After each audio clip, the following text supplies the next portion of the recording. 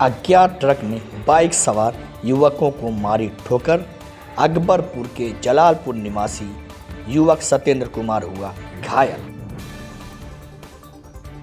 अंबेडकर नगर निवासी बाइक सवार युवक घायल। राहगीरों और स्थानीय लोगों की मदद से एम्बुलेंस से इलाज के लिए संयुक्त जिला चिकित्सालय खैलाबाद में भर्ती कराया गया। आपको बता दें कि अंबेडकर नगर जनपद के जलालपुर निवासी दो युवक शुक्रवार को किसी काम से देवरिया गए हुए थे, जहां से एक बाइक पर 3 युवक सवार होकर अपने घर जलालपुर अंबेडकर नगर जा रहे थे, जो अभी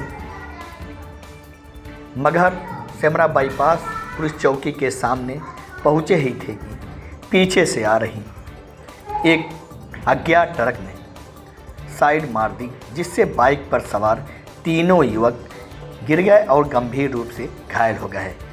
घायल युवक के साथ जा रहे 2 युवकों ने बताया कि वह 3 बाइक से देवरिया से किसी कार से गए हुए थे, जहां से तीनों एक ही बाइक पर सवार होकर जलालपुर अंबेडकर नगर अपने घर जा रहे थे, जो अभी मगहर पुलिस चौकी से आगे सेमरा बाईपास पर पहुंचे थे कि तभी पीछे से आ रही अज्ञात ट्रक ने बाइक को साइड मार दिया, जिससे तीनों युवक सड़क पर गिर गए।